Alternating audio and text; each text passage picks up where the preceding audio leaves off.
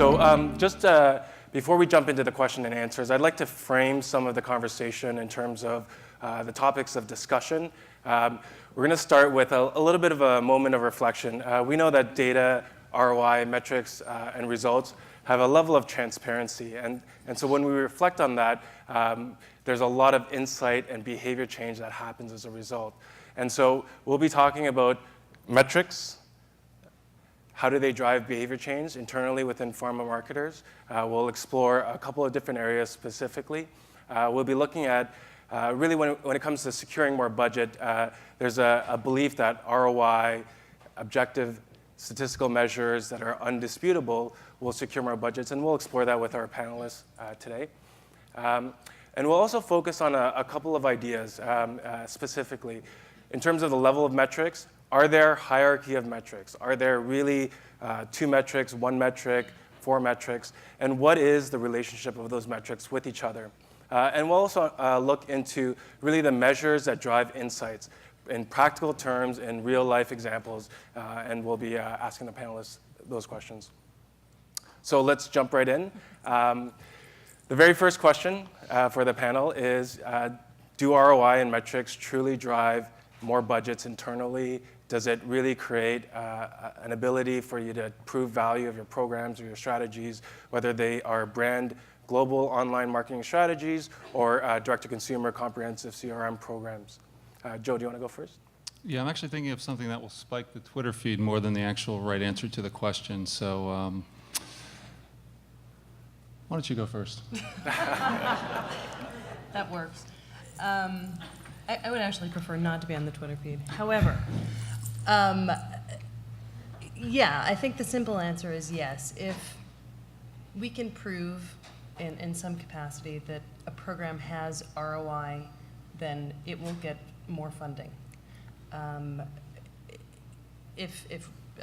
think it's that simple. So unfortunately, it's very difficult in some cases with some of your initiatives, and particularly globally, to go to the level that people in the US can by identifying some of the privacy information at the patient level or even the physician level to tie back to RXs. So in the US, I think that that's absolutely true. So if you can show a lift in RXs or patient engagement or these kinds of things, I think absolutely you can get more funding.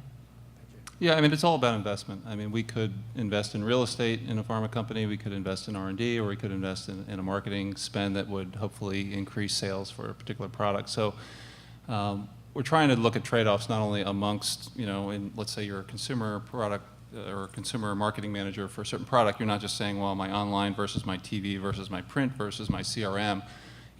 Obviously you want to look across the brand, so you're looking at Salesforce, you're looking at detailing, you're looking at physician things, you're looking at medical education, even though you're not really supposed to track, well, we don't track ROI on that, but we certainly consider it an investment, as well as across the company. If your company has more than one product, your senior management is doing that as well. So, I always look at things very systematically and as a portfolio. So when I look across the consumer portion of the marketing mix that we have, it's maybe not ROI, but it's expectations of performance versus the actual that we get. So, and I know you're going to go through kind of a tiered look at metrics, but everything is driven from brand strategy and brand objectives, and I think to really be counting clicks or counting things that don't line up with the big picture is a mistake. And I think sometimes we track too many things, and we don't track them consistently.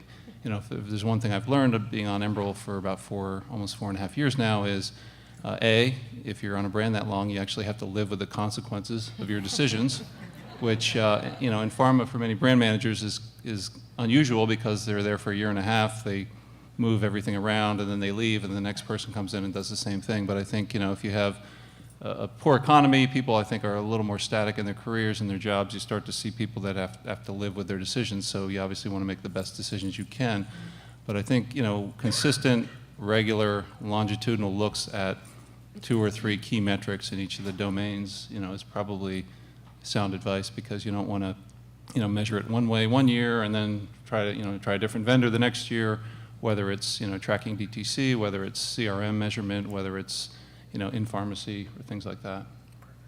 And so I heard a couple of things. I think there seems to be a lack of data or a challenge with securing data on a regular basis, particularly on the brand marketing side. Can you explore what are those challenges? Why are they challenges from a global perspective, and share that with the audience? Sure. And I know that there are a handful of global marketers here, which is fantastic.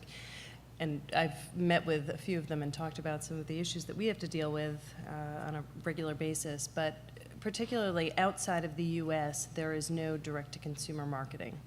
And the laws that are in place protect who they are, how we can communicate with them, et cetera. And so any initiative that we do is an unbranded initiative. If there is mention of brand, it has to be behind some kind of physician verification checkbox or something of that nature, so that we ensure that patients can't access that branded information. So as a result, there is no direct-to-consumer. We can't reach out to them. We can't do a lot of social media initiatives with consumers or with patients. And it limits, frankly, some of the tactics that we implement, and ultimately then some of the information that we're able to glean from any of these initiatives, because we're not able to do it. When I came to pharma about 12 years ago from the chemical industry, I was astounded at the fact that we actually knew what our market share was, to the percentage point.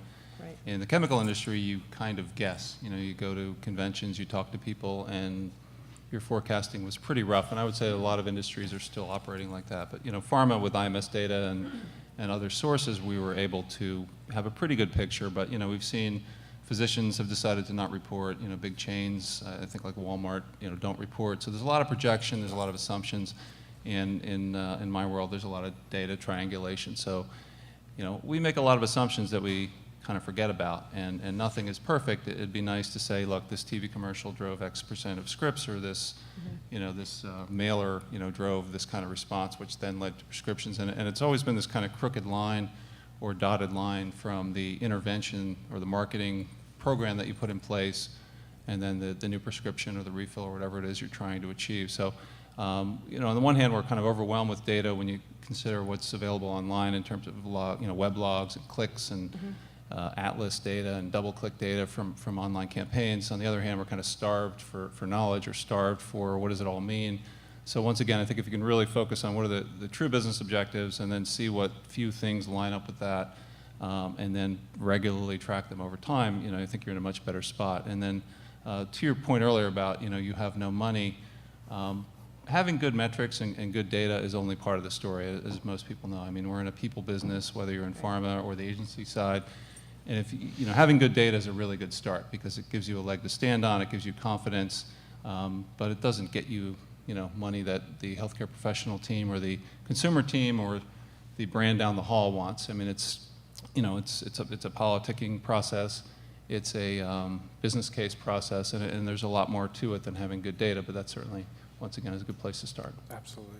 So I think you touched on a couple of different things, really aligning to business goals. This is a concept that generally is it's not new, but having business goals as kind of the top tier, TRX and market share being the primary drivers and endpoints. Marketing goals, which really speak to customer retention, customer acquisition, new starts, and communication goals that really speak to the effectiveness and the efficiency of your marketing tactics, your programs, and your strategies overall. Do you personally have a view of where your areas of focus are from a branding and a DTC perspective?